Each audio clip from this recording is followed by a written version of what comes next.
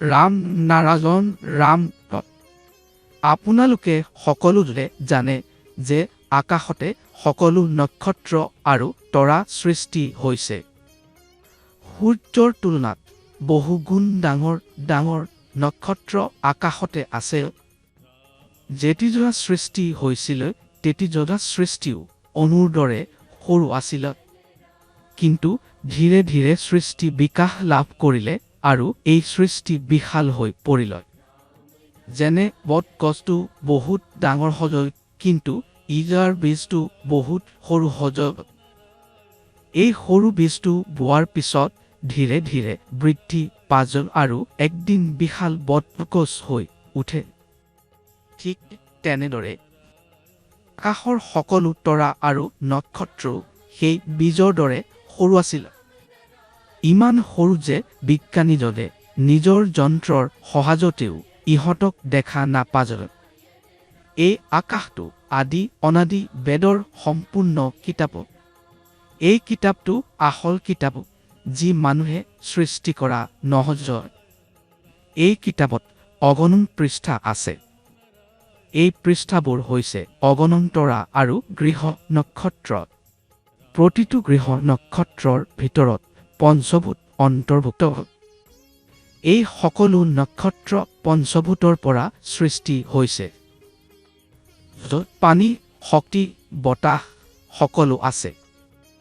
এই সকলোৰে পৰা প্ৰকৃতিৰ উৎপত্তি হৈছে আৰু আমি সকলো সৃষ্টি হৈছিলোঁ। এইবোৰৰ শক্তিৰে আমাৰ মন মগজু, আমাৰ বিবেকৰ উৎপত্তি হৈছে। এই বিবেক আৰু চৈতন্যে আমাক জীৱন জীয়াৰ সঠিক পথ দেখুওৱা যায়। আমাৰ এই বিবেকে সজলে সজলে আমাক সতৰ্ক কৰে যদি আমি ভুল কাম কৰি থাকোঁ। আমাৰ মন আৰু বিবেকে আমাক কেৱল সঠিক আৰু ভুলৰ পাৰ্থক্য দেখুৱাই নহয়, বৰং আমাৰ সম্পূৰ্ণ বিকাশত সহায় কৰে। প্ৰকৃতিৰ এটা নিয়ম আছে, ই এটা পদ্ধতিত, এটা ক্ৰমবদ্ধ পদ্ধতিত চলে।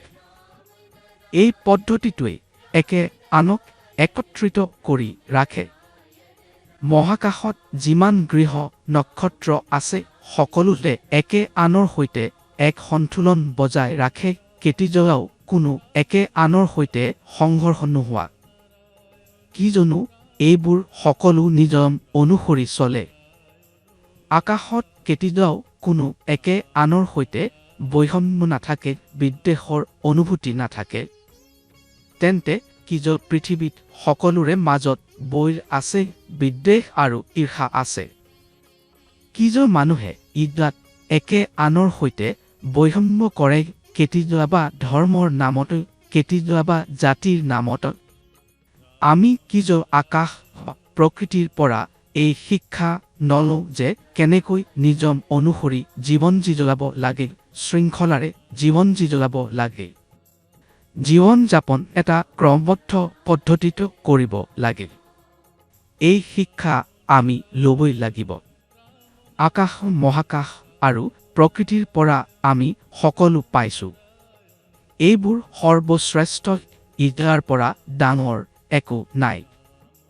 আকাশে কেতিয়াও তৰা আৰু গৃহ নক্ষত্ৰক ক'ব নোৱাৰে যে মই দৰে সকলো মোৰ আগত সকলো সৰু নহয়নে?